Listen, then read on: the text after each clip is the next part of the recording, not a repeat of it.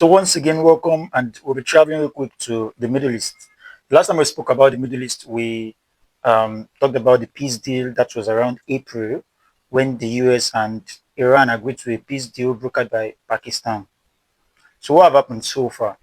So during the peace talk that was held in Islamabad, Pakistan, that was around April, early weeks of April, there were two important points in the peace deal, which was on Iran's side, they need to open the Strait of Hormuz, open to all ships, irrespective of where they are heading to or where they are coming from, and they will not charge a penny from any ship that is sailing through the Strait of Hormuz. And Iran agreed to that. While on the US side, they are expected to gradually lift sanctions relief. We talked about it in our last video. They will lift sanctions, and Iran will be able to sell its oil to anyone that wants to buy. Then its assets that are being seized in US and Europe countries will be gradually released onto them, the funds, most importantly. So these were the two important key points in this uh, Pakistan brokered peace deal. So far since that peace deal has been signed, it has not stood its ground, not for a long time. Probably for a week, 2 weeks max. The third week, it's all bombing. So who is the cause of all this? It is on both sides. I mean, Iran agreed that all ships are going to sail freely, but then Iran was able to start charging toll fee on ships that sail. So if you want to sail through the Strait of Hormuz, you have to link up with Iran and you have to pay at least the sum of $2 million. That was the least they were charging per ship. If you want to sail through the Strait of Hormuz. So they're generating a lot of money from this toll that we're charging through the streets, and the US didn't like this. Also, there are reports that they've been able to sink so many ships that didn't coordinate with them, that didn't update them about its sailing, or that didn't pay the toll. They've struck those ships, and some ships have sunk. So this is a violation of the ceasefire, the Pakistan brokered ceasefire. Then on US side also, US have been bombing Iran repeatedly.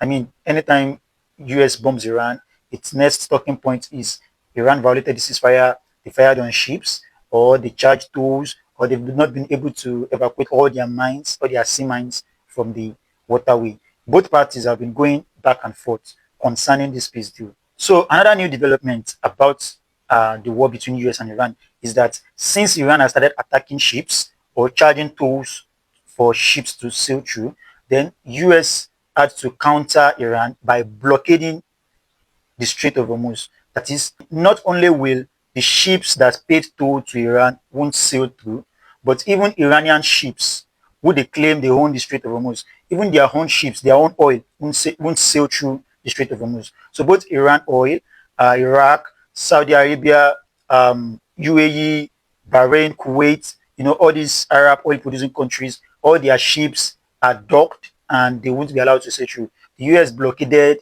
Iran's blockade. That is blockade upon blockade.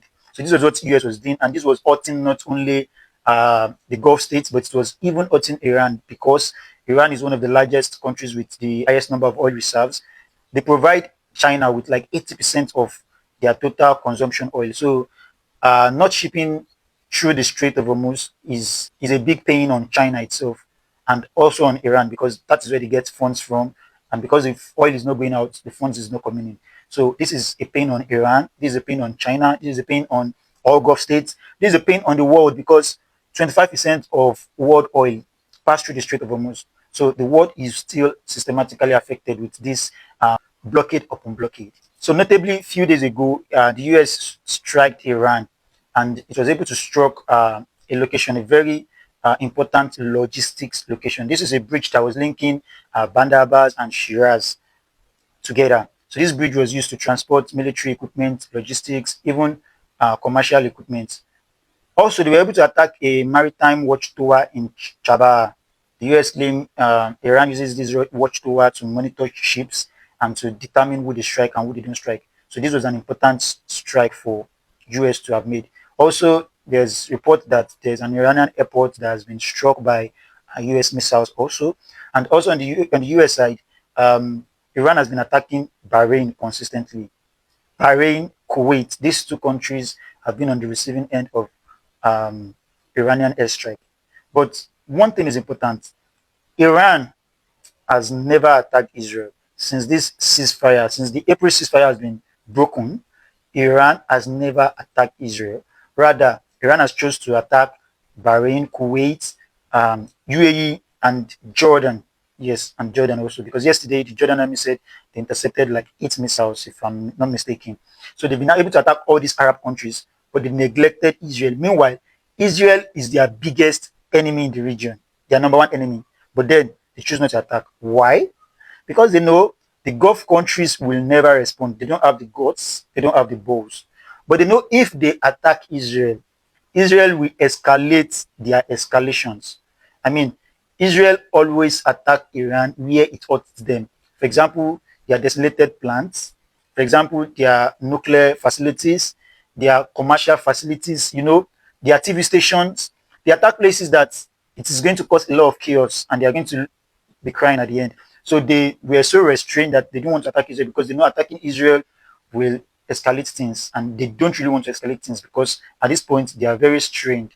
So they attack Gulf countries so that the Gulf countries can pressure the US to stop attacking Iran. That is just what they have left. And because they know that these Arab countries also do not have the balls, they don't have the guts to attack back because they are also scared of their own well-being.